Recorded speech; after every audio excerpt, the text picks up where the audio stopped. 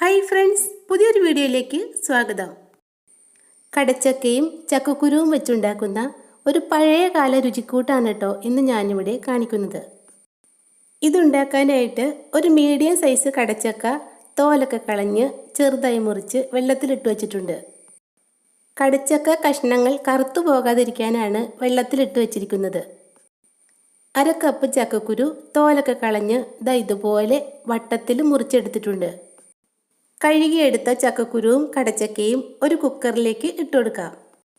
ഇനി ഇതിലേക്ക് 3 പച്ചമുളക് നീളത്തിൽ മുറിച്ചതും 1/4 ടീസ്പൂൺ മഞ്ഞൾപ്പൊടിയും പാകത്തിന് ഉപ്പും ചേർത്ത് കൊടുക്കാം. 1 കപ്പ് വെള്ളം കൂടി ചേർത്തതിന് ശേഷം ഇത് വേവിക്കാനായിട്ട് സ്റ്റവിലേക്ക് വെച്ചു കൊടുക്കാം. ഒരൊറ്റ വിസിലടിച്ചതിന് ശേഷം നമുക്ക് സ്റ്റൗ ഓഫ് ചെയ്യാം. കുക്കറിലെ എയർ മുഴുവനും പോയതിന് ശേഷം മാത്രമേ കുക്കർ തുറക്കാവൂ. കറി ഉണ്ടാക്കാനായിട്ട് ഒരരപ്പ് തയ്യാറാക്കണം. അതിനായിട്ട് 1 കപ്പ് ചുരണ്ടിയ തേങ്ങ ഒരു മിക്സിയുടെ ജാറിലേക്ക് ഇട്ട് ഇതുപോലെ ഒന്ന് ചതച്ചെടുക്കാം. ചതച്ചെടുത്ത തേങ്ങ ചുവട് കട്ടിയുള്ള ചൂടായ ഒരു ചീനച്ചട്ടിയിലേക്ക് ഇട്ട് കൊടുക്കാം. ഇനി ഇതിലേക്ക് ഒരു തണ്ട് കറിവേപ്പിലയും ചേർത്ത് കൊടുത്ത് നമുക്കിതൊന്ന് വറുക്കാം.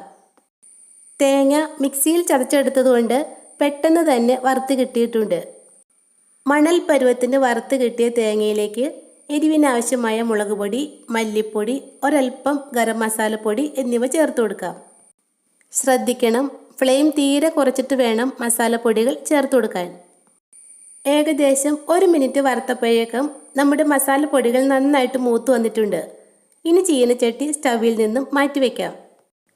തേങ്ങ വറുത്തത് നന്നായിട്ടൊന്ന് തണുത്തതിന് ശേഷം ഒരു മിക്സിയുടെ ജാറിലേക്ക് ഇട്ട് നമുക്കിതൊന്ന് അരച്ചെടുക്കാം. ഒട്ടും വെള്ളം ചേർക്കാതെ വേണം വറുത്ത തേങ്ങ അരച്ചെടുക്കാൻ, എങ്കിലേ കറിക്ക് രുചി ഉണ്ടാകൂ. കണ്ടോ, വെള്ളം ചേർക്കാതെ ഞാനിവിടെ തേങ്ങ നല്ല വെണ്ണ പോലെ അരച്ചെടുത്തിട്ടുണ്ട്. ഇനി ഇത് ഒരു സൈഡിലേക്ക് മാറ്റിവെക്കാം. കുക്കറിൽ ഒരു വിസിലിൽ വേവിച്ചെടുത്ത കടച്ചക്കയും ചക്കക്കുരുവും ഒട്ടും കുഴഞ്ഞു പോവാതെ തന്നെ പാകത്തിന് വെന്ത് കിട്ടിയിട്ടുണ്ട്. ഞാനിതൊരു മൺചട്ടിയിലേക്കാണ് ഇട്ട് കൊടുക്കുന്നത്. വറുത്തരച്ച തേങ്ങയും കൂടി ഇതിലേക്ക് ചേർത്ത് കൊടുക്കാം.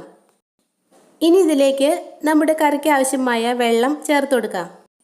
വെള്ളം ചേർത്തതിന് ശേഷം അരപ്പൊക്കെ കഷ്ണങ്ങളിൽ പിടിക്കുന്നത് വരെ നമുക്കിതൊന്ന് തിളപ്പിക്കാം. ഏകദേശം 2 മിനിറ്റ് മാത്രം തിളച്ചപ്പോഴേക്കും നമ്മുടെ കടച്ചക്ക ചക്കക്കുരു കറി ഇവിടെ റെഡി ആയിട്ടോ. ഇനി ഒരു പാത്രത്തിലേക്ക് ഒരൽപ്പം വെളിച്ചെണ്ണ ഒഴിച്ച് കടുക്, വറ്റൽമുളക്, കറിവേപ്പില എന്നിവ താളിച്ച് കറിയിലേക്ക് ഒഴിച്ചു കൊടുക്കാം. വറുത്തരച്ച നല്ല നാടൻ ഇറച്ചിക്കറിയുടെ അതേ ടേസ്റ്റിലുള്ള കടച്ചക്ക ചക്കക്കുരു റെസിപ്പി ഇഷ്ടമായെങ്കിൽ എൻ്റെ ഈ ചാനലൊന്ന് സബ്സ്ക്രൈബ് ചെയ്തേക്കണേ. താങ്ക്